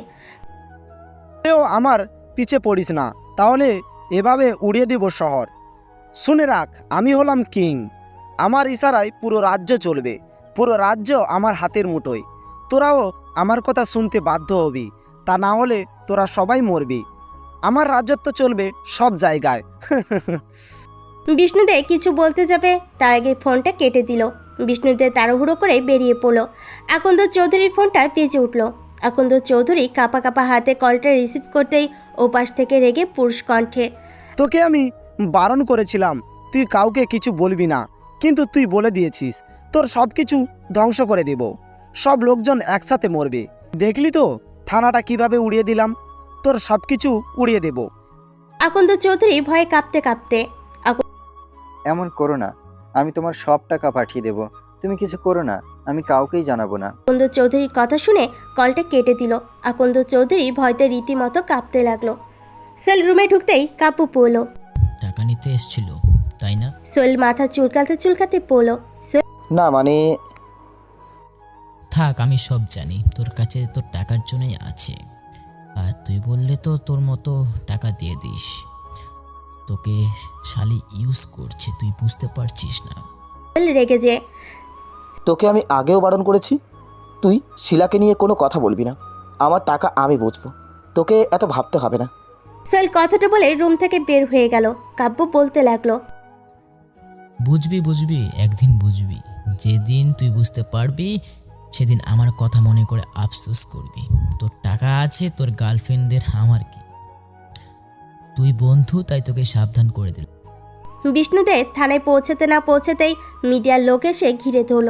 বিষ্ণুদে গাড়ি থেকে নেমে মিডিয়ার লোকেদের সরিয়ে দিয়ে সামনে এগিয়ে যে, কারোর কোনো কিছু হয়নি তো? হবে না স্যার, থানা উড়িয়ে দেওয়ার আগেই আমাদের সবাইকে বেরিয়ে যাওয়ার জন্য বলেছিল। আমরা বেরিয়ে যেতেই বোম হয়ে গেল। বিষ্ণুদে একটা দীর্ঘশ্বাস, কে বারণ করেছিল? আর থানায় কে কে আসছিল? থানায় তো অনেক এসেছিল, কিন্তু আমাদের তো ল্যান্ডলাইনে কল করে বলেছিল। আমরা বেরিয়ে দেখি মিডিয়ার লোকও হাজির হয়ে গেছে। ফেলে বিষ্ণুদের ফোন বেজে উঠল। বিষ্ণুদে কলটা রিসিভ করতে ওপাশ থেকে পুরুষ কণ্ঠে, কলটা ভয় পেয়েছিস? তোকে যা দেখালাম আমার ক্ষমতা কত দূর, ভুলেও মিডিয়ার সামনে মুখ খুলিস না, তাহলে ধ্বংস হয়ে যাবে পুরো শহর আর তোরা। কেটে দিল। বিষ্ণুদের চিন্তায় পড়ে গেল। এদিকে মিডিয়ার লোক নিউজ করতে লাগলো। সিমি বিষ্ণুদের সামনে দাঁড়িয়ে, স্যার, শপিং মলে হামলা হওয়ার 7 দিন পর 9 দিনের দিনে থানায় হামলা চললো, কিন্তু কারো কোনো ক্ষতি হয়নি। কে করছে এসব? কে আছে এর পিছনে? আসল গার্ডিয়ান? তাদের দাবি কি? আমি কিছু বলতে পারছি না, আমাদেরকে এখনও কিছু বলেনি, আমরা কোনো পদক্ষেপ নিতে পারছি না। কে আছে এই সব কিছুর পিছনে? একজন দাঁড়িয়ে, তা এখনই জানে না কেউ। কাব্য টিভিটা ছেড়ে নিউজের চ্যানেলে দিলে কাব্যের চোখ কপালে উঠে গেল। বড় বড় করে হেডলাইনে লেখা, শপিং মলের জের কাটতে না কাটতেই থানার উপর ভয়াবহ হামলা চালিয়েছে। কিন্তু কী কারণে চালিয়েছে তা এখনো অজানা। তাদের কাছে এখনো পর্যন্ত কোনো ফোন আসেনি। সোহেল রুমের ভিতর ঢুকতেই কাব্য বলে উঠল, দেখ থানাটাকে কিভাবে উড়িয়ে দিল। সোহেল টিভির দিকে তাকিয়ে অবাক হয়ে গেল। কাব্য চোখ বুঝতেই কাব্যের চোখ বেয়ে পানি পড়তে এদের কি কোনো মায়া দয়া নেই? এইভাবে কিভাবে মারছে এদেরকে, নিরীহ মানুষগুলোকে লাগলো। সোহেল কাব্যের চোখে পানি দেখে, কষ্ট পাস না, ওদের একদিন বিচার হবে, ওদের কঠিন বিচার হবে। কাব্য মাথা নাড়ালো। আকন্দ চৌধুরী বিষ্ণুকে কল দিয়ে, আমার আপনাদের কোনো দরকার নেই, আপনারা কোনো ঝামেলা করবেন না দয়া করে। আমি চাই না কটা টাকার জন্য নিরীহ মানুষগুলো মরুক। আর বোঝার চেষ্টা করুন। আমাকে আর বোঝাতে হবে না, আপনারা আপনাদেরটা বোঝেন। নিজেদের থানায় তো উড়ে গেল, আপনি আর কিভাবে আপনাদেরটা দেখবেন? কলটা কেটে দিল। বিষ্ণুদে রাগান্বিত হয়ে গেল। রাশিদ বলল, স্যার কি হয়েছে, এত রাগান্বিত দেখাচ্ছে কেন? বিষ্ণুদে সব কিছু রাশিদকে বলে। কিছুতেই ওই কিংকে ছাড়বো না, যে কোনো কিছুর বিনিময়ে আমি ওকে ধরেই ছাড়বো, ওকে আর হামলা করার সুযোগই দিব না। স্যার আপনি যা বলেন তাতে তো অনেক রিস্ক হয়ে যাবে। ও যদি অন্য কিছুর উপর হামলা করে? রিক্সা নিতে আমার ভালো লাগে, ও অন্য কিছুর উপরে হামলা করার আগেই ওকে ওর স্থানটা বুঝিয়ে দিব। কিন্তু স্যার ওকে তো আমরা এর আগে পরে কখনোই দেখি নাই, তাহলে? আগে কিংয়ের গুপ্তচরকে খুঁজে বের করতে হবে, তারপর ধরতে সক্ষম হব। স্যার কিং যদি খবর পেয়ে যায় তাহলে তো অনেক বড় দুর্ঘটনা ঘটবে স্যার। ও টেরই পাবে না। পুলিশের হেড অফিসার শাহাদাত খবর পেয়ে ছুটে আসলেন থানায়। শাহাদাত গাড়ি থেকে নামতেই বিষ্ণুদে রাশেদ রাকিব সেলুট দিল। শাহাদাত বলল, কিভাবে হলো এগুলো? রাশেদ শাহাদতকে সব কিছু বলল। শাহাদাত অবাক হয়ে গেল। বিষ্ণুদে আকন্দ চৌধুরীর কথা বলল। শাহাদাত সব কিছু শুনে, ও তো দেখছি অনেক ভয়ঙ্কর, ওর পিছে লাগতে যেও না, ওকে কৌশলে খুঁজে বের করো। স্যার ও তো পুরো শহরকে জিম্মি করে নিচ্ছে। আমার মতে ও সব বিত্তশালীদের থেকে টাকা নিচ্ছে আর নিজেকে সবার সাথে পরিচয় হচ্ছে। ওর নামেই সবাই ভয় পাবে। ওর সহযোগী কারা তাহলে? এটাই আমাদের খুঁজে বের করতে হবে আগে। চারজনে কথা বলতে লাগলো। রাত 12টা। সোহেল শিলার সাথে কথা বলা শেষ করে ফোনে ভিডিও দেখছে। হঠাৎ একটা ভিডিও দেখে সোহেল বলল, দেখ দেখ, নিজের ইচ্ছেই বয়ফ্রেন্ডের সাথে রুম ডেট করবে, আবার তা ভাইরাল হওয়ার পর মেয়েটা কিভাবে ঝুলছে দেখ। কাব্যর দিকে ফোনটা এগিয়ে দিল। মেয়েটা ঘরের ফ্যানের সাথে ফাঁস লাগিয়ে আত্মহত্যা করছে। ভিডিওটা পুরো দেখে কাব্য সোহেলের দিকে তাকিয়ে, মেয়েটার সাথে অন্যায় করা হয়েছে, ছেলেটার উচিত হয়নি মেয়েটার গোপন ভিডিও ছেড়ে দেওয়া। সম্পূর্ণ দোষ ছেলেটার। মানলাম ছেলেটার দোষ, তাহলে মেয়েটা এখন কার পরিস্থিতি জেনে শুনে ভিডিও করতে দিল? মজা লাগছে? কোনো রহস্য তো নিশ্চয়ই আছে। শিলা সোহেলকে ফোন করলো। কাব্য ফোনটা দিয়ে দিল। সোহেল ফোনটা রিসিভ করে কথা বলতে লাগলো। কাব্যের ফোনটা বেজে উঠলো। ফোনের স্ক্রিনে তাকিয়ে দেখলো রাশেদ কল করেছে। কাব্য বাইরে বেরিয়ে গেল। কাব্য কলটা রিসিভ করতেই রাশেদ কাব্যকে সব কিছু বলল। কাব্য সব কিছু শুনে অবাক হয়ে, কিং কে তাহলে? জানি না, তবে আড়ালে রয়েছে, তাকে চেনা সম্ভব না। তাহলে কিং এর জন্যই আমার পরিবারকে হারিয়েছে অনেক পরিবারের মানুষদের। আবার আতঙ্ক ছড়াচ্ছে শহরে। ওদের সময় চলে এসেছে। মানে? তুমি সকালে আনন্দ চৌধুরীর গেস্ট হাউসে যাবে, তার সাথে কথা বলবে, তবে চারপাশে চোখ রাখবে। আমাদের অফিসার গিয়েছিল, তখনই তো থানা উড়িয়ে দিল। আমি গেলে ও জেনে যাবে, তখন আবার আরেকটা ঘটনা ঘটবে।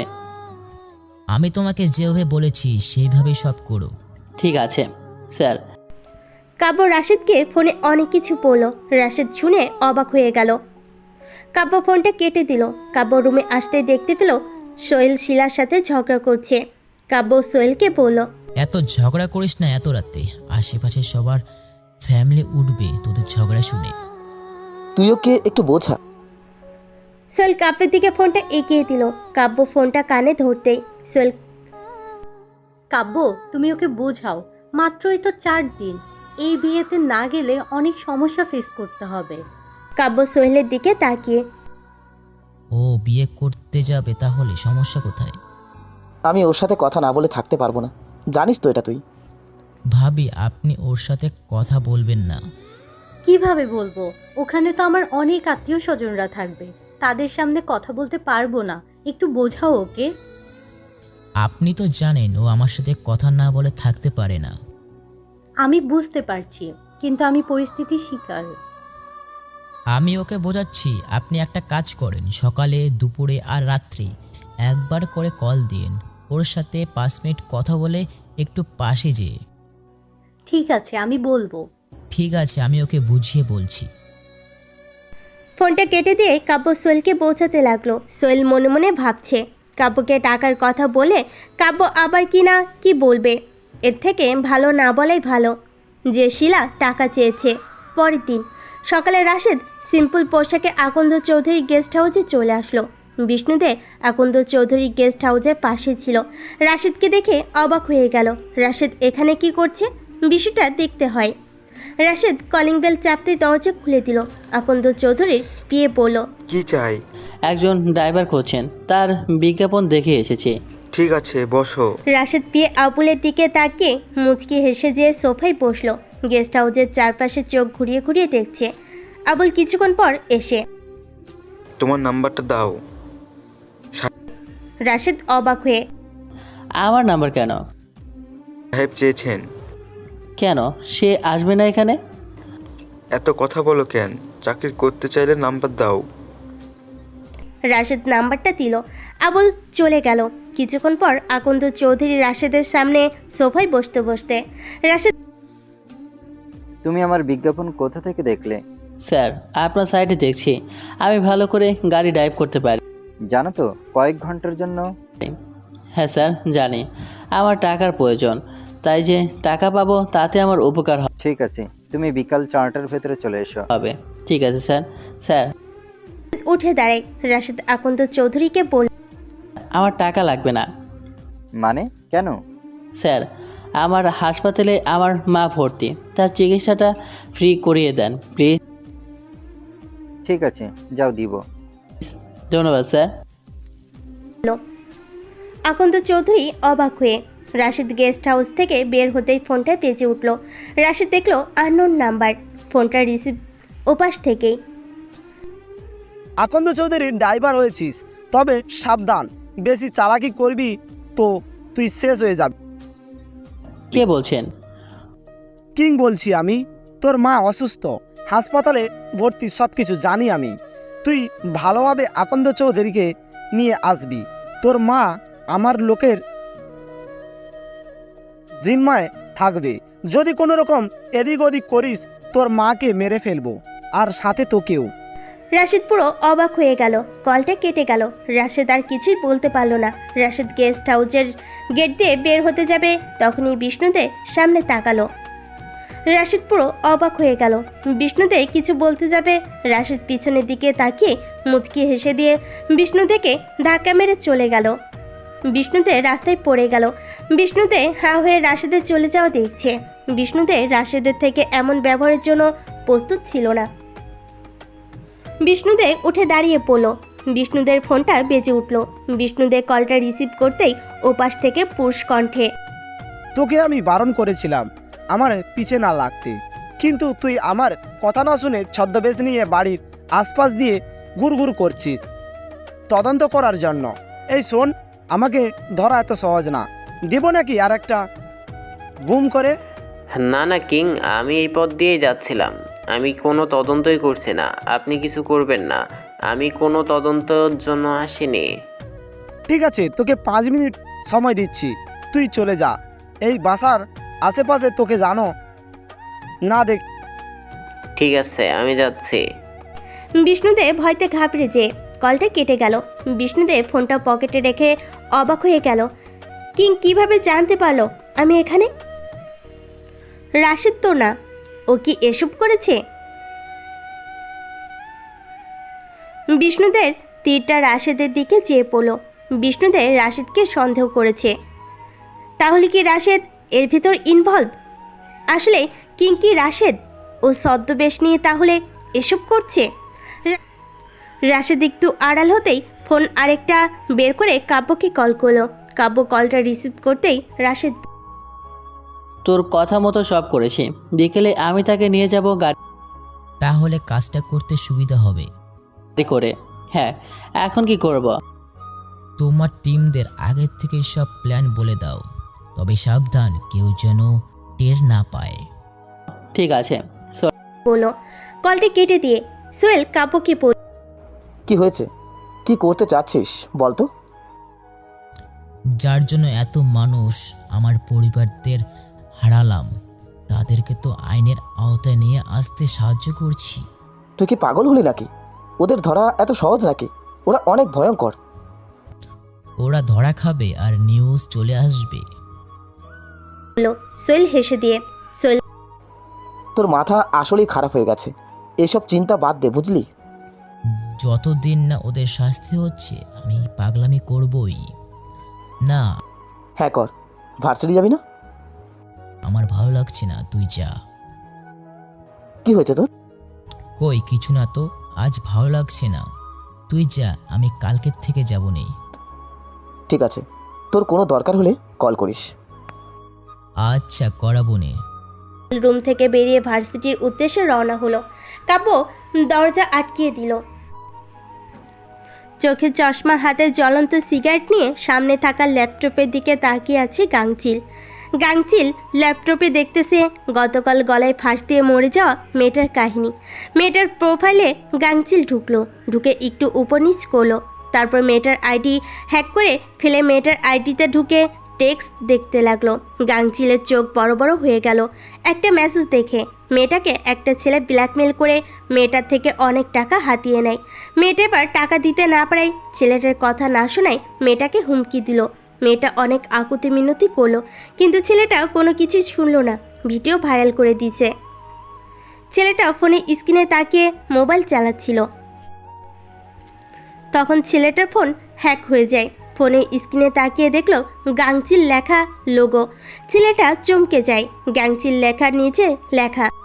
ছেলেটা ভয় পেয়ে গেল। ফোনটা হাত থেকে পড়ে গেল সাথে সাথে। গাংচিল অট্ট হাসিতে হেসে উঠল। বিষ্ণুদে থানায় চলে আসলো এসেই। রাশেদকে পাঠাও, ব্যস্ত। কেন স্যার, কি করছে? ও হচ্ছে আসল কালপিট, মুখোশের আড়ালে কাউকে চেনা যায় না, ব্যস্ত, ওকে ডাকো। Rashed, okay sir. সোহেল ভার্সিটিতে যেতেই রাফিয়া সোহেলের পথ তুই শিলাকে টাকা দিয়েছিস তাই না? সোহেল অবাক হয়ে যায় রাফিয়ার কথা শুনে। রাফিয়া কিভাবে জানলো সোহেল শিলাকে টাকা দিয়েছে? আই শোন, এত কি ভাবছিস? কথা ঘোরাবি তার কোনো রাস্তা নেই, আমি সব জানি। তবে তুই ভুল করছিস, শিলাকে এখনও চিনতে পারিসনি। তুই কি যাতা বলছিস? আমি শিলাকে কেন টাকা দিতে? শোন, মিথ্যা বলবি না, তোর অনেক টাকা হয়েছে তাই না? রাফিয়া সোহেলের পকেট থেকে ওয়ালেটটা বের করে নিয়ে গাড়িতে উঠে পড়ে। শিলার জন্য তোর কাছে টাকা থাকলে বন্ধুর জন্য তো টাকা থাকা দরকার তাই না? তাই নিয়ে যাচ্ছি, থাক এখন তুই। রাফিয়া ড্রাইভারকে যেতে বলল। ড্রাইভার গাড়ি চালিয়ে চলে গেল। সোহেল দাঁড়িয়ে বলতে লাগলো, দেবো? আরে আমি বাসায় যাব কি করে? আমার কাছে একটা টাকাও নেই, দিয়ে যা আমার ওয়েলেট। সোহেল দাঁড়িয়ে চিল্লিয়ে বলতে লাগলো, কিন্তু রাফিয়া কোনো কথা না শুনে চলে গেল। হঠাৎ করে ভার্সিটির ভেতর অনেকগুলো বাইক হুড়মুড় করে ঢুকে পড়লো। একজনে ধাক্কায় সোহেল পড়ে যায়। সোহেল রেগে যায় গালি দিয়ে। তোর বাপের রাস্তা পেয়েছিস? মানুষ না দেখে হুড়মুড় করে ঢুকে পড়লি? তোদের কি চোখ কানা, দেখিস না চোখে? বাইকগুলো থেমে যায়। একটা ছেলে বাইক থেকে নেমে সোহেলের কাঁধে হাত দিয়ে। তোরা কেন এভাবে রোজ ভার্সিটি ঢুকবি? তোদের কোনো আদব শেখায়নি? ছেলেটা রেগে। তুই যদি রফিয়ার বন্ধু না হতি তাহলে তোকে এখানে পুঁতে রেখে যেতাম। তোর এই কথার জবাব আমি বুঝিয়ে দিতাম। ছেলেটা সোহেলের কলার ছেড়ে দিয়ে হেঁটে যাচ্ছে। তখন সোহেল দাঁড়িয়ে পড়ল। কে কাকে পুঁতে রাখে সময় হলে দেখতে পাবি। তোরও সময় এসে গেছে। ছেলেটা সোহেলের কথা কানে না তুলে সবাইকে নিয়ে ভার্সিটির ভেতরে শয়তানি শুরু করে দেয় বাইক নিয়ে। মেয়েদেরকে বিভিন্ন ধরনের টর্চার করে, কারোর ওড়না ধরে টান দিবে, আবার কারোর চুল। তাই সবাই ওকে দেখলে যে যার মতো করে ক্লাসে ঢুকে যায়। বিরক্ত হয়ে গেছে সবাই। ছেলেটাকে কেউ কিছু বলতে পারে না। ছেলেটার বাবা প্রভাবশালী, সেজন্য নিজ স্বাধীন মতো চলতে পারে। এসব দেখলে রাগ করে অনেক। ছেলেটাকে সহ্যই করতে পারে না। ছেলেটা আর কেউ না, হৃদয়। শহরের সব থেকে টপ প্রভাবশালীর একমাত্র ছেলে। হৃদয় রাফিয়াকে অনেক পছন্দ করে, কিন্তু রাফিয়া হৃদয়ের কার্যকলাপে ওকে চোখেই দেখতে পারে না। রাফিয়া যতক্ষণ ভার্সিটিতে থাকবে ততক্ষণ হৃদয় ভালো হয়ে থাকে। যখনই রাফিয়া বের হয়ে যায় তখনই হৃদয় শুরু করে দেয় ওর কার্যকলাপ। মেয়েদেরকে বেশি ডিস্টার্ব করে। কেউ ওর বিরুদ্ধে অভিযোগ করতে গেলে তার আর ভার্সিটিতে থেকে পড়াশোনা করা সম্ভব না।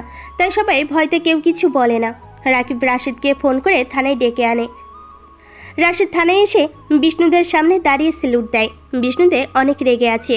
ওর মতো বড় সাহস সিনিয়র অফিসারকে দেখে তাকে ধাক্কা মেরে ফেলে দেওয়া।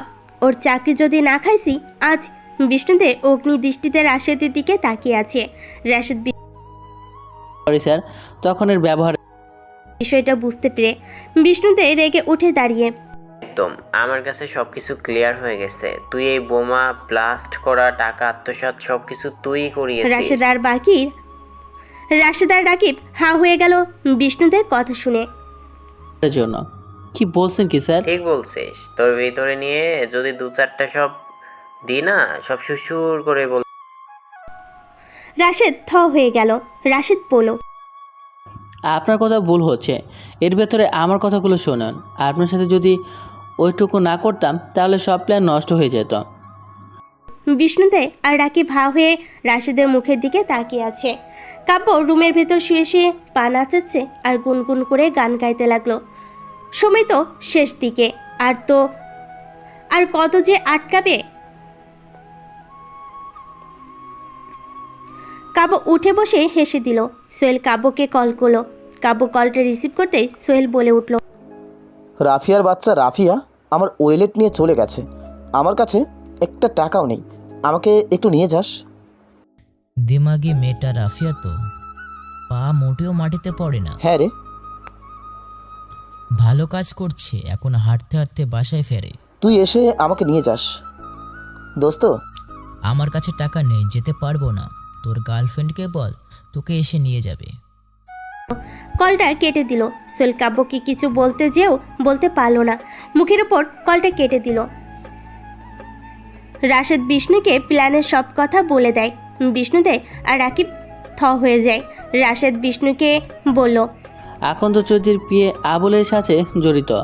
ওর মাধ্যমে কিং সবকিছু জানতে দিবে। তুমি কি শিওর আবুল মাফিয়াকে সব তথ্য দিচ্ছে? আমি চলে আসার পর আপনার কাছে কিং নামের লোকটা নিশ্চয়ই কল করেছিল। হ্যাঁ, কিন্তু তুমি কিভাবে জানলে? আমাকেও কল করেছিল। আবুল বেলকনিতে দাঁড়িয়ে দেখছিল। আমি যদি আপনার সাথে কথা বলতাম বা অন্য কিছু করতাম তাহলে খবরটা জায়গা মতো পৌঁছে যেত। বিষ্ণুদের রাকিব হা হয়ে গেল। রাকিব বলল, তুমি সবকিছু প্ল্যান করলে আমাদের কেন জানাওনি? নাকি তুমি আবুলের উপর দোষ চাপিয়ে দিয়ে বেঁচে যেতে চাচ্ছ? না না স্যার, আমি কেন এরকম করব? আমি যখন আকন্দ চৌধুরীকে নিয়ে বের হয়ে যাব তখন আপনারা আবুলকে ধরেন, তাহলে সব জানতে পারবেন। বিশ্বাস না হলে সন্ধ্যা পর্যন্ত অপেক্ষা করেন। যদি মিথ্যা হয় তাহলে আমাকে যা শাস্তিতে আর দিয়েন। ঠিক আছে। আপনাদের ফোনটা থানায় রেখেই তবেই যাবেন স্যার। স্যার নিশ্চয়ই কোনো বুদ্ধি পাকিয়েছে, তাই আপনাকে ফোন রেখে যেতে বলছে। রাশেদ রাকিবের দিকে, আপনি এমন কেন? স্যারকে বলেছি, স্যার বুঝতে পেরেছে। স্যারের নাম্বার নিশ্চয়ই হ্যাক করে নিয়েছে। স্যার কোথায় কখন যাচ্ছে না যাচ্ছে সব জানতে পারছে। আর যদি জানতে পারে যে আকন্দ চৌধুরী বাড়িতে আছে তাহলে বিপদে পড়তে হবে। তাকিয়ে বিষ্ণুতে রাকিবকে বলল, ও ঠিক কথা বলেছে, তবে আসামিকে আমার চাই। তোমার পিছনে আমাদের লোক থাকবে। স্যার আমার সর্বোচ্চ দিয়ে চেষ্টা করব ধরার। আমার প্ল্যান মতো চলতে পারলেই তাহলে আমরা সফল হতে পারবো। ঠিক আছে, যদি সফল না হও তোমার চাকরি শেষ। ঠিক আছে। রাশেদ কথা বলে থানা থেকে বের হয়ে গেল।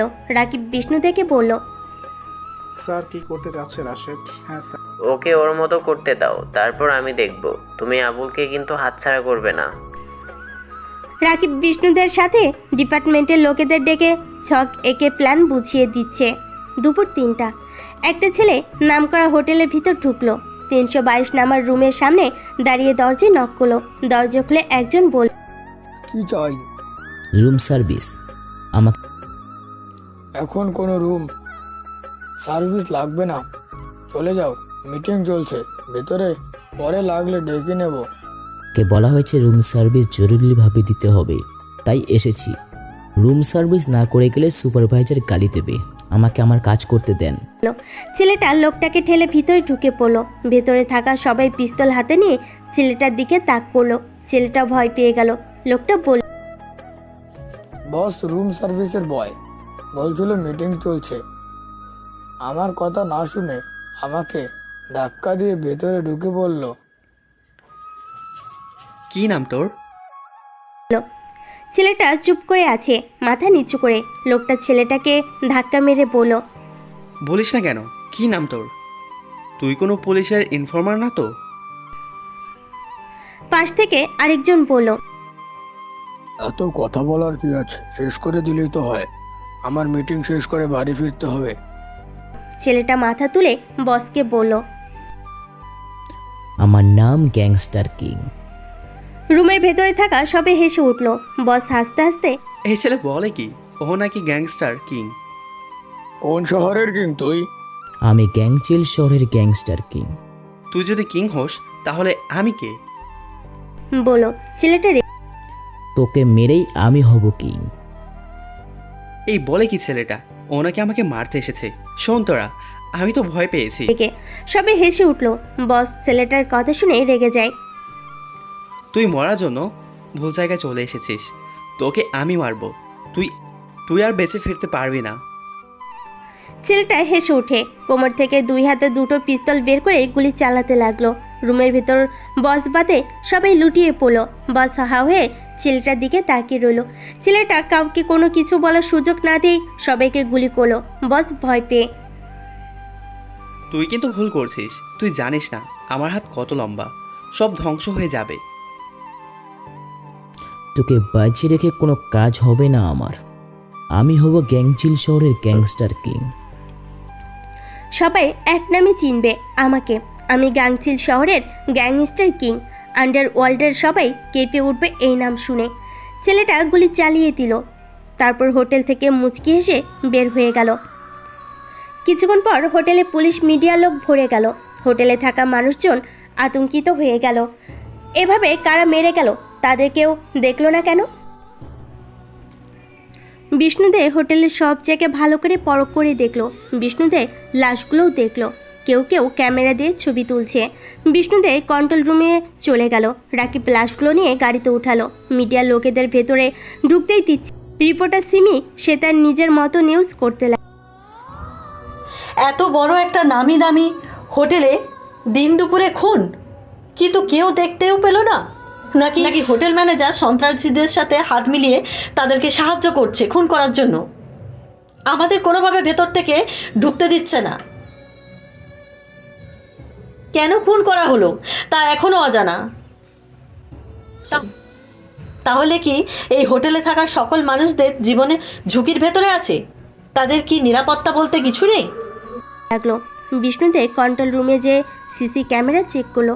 সব কিছু তো ঠিকই আছে, কিন্তু ভেতরে কে ঢুকলো আর কে মেরে বের হলো কোনো কিছুই তো দেখা যাচ্ছে না। বিষ্ণুদে সব কিছু ঠিক মতো দেখে দৌড়ে চলে গেল 322 নাম্বার রুমে। ভিতরে ঢুকে পরখ করে দেখছে এরা তো সবাই টেররিস্ট। নিজেদের ভেতর ঝগড়ায় বিপদ বাঁধিয়ে কি একে অপরের গুলিতে মরল? বিষ্ণুদের চোখ রুমের কোণার দিকে পড়তেই দেখতো একটা কাগজ। বিষ্ণুদের যে কাগজটা তুলো, কাগজটা খুলে দেখলো বড় বড় করে লেখা গ্যাংচিল শহরের গ্যাংস্টার কিং। বিষ্ণুদে কিছু বুঝতে পারছে না এটা লেখার মানে কি। বিষ্ণুদে ভাবতে ভাবতে মনে মনে বলল, তাহলে কি এটা তারই কাজ? সে মেরে চলে গেছে, কিন্তু গেল কোথায়? রাকিব এসে বিষ্ণুদেকে স্যার ওইদিকে যেতে হবে, রাশেদ চলে গেল তো সমস্যা। বলল।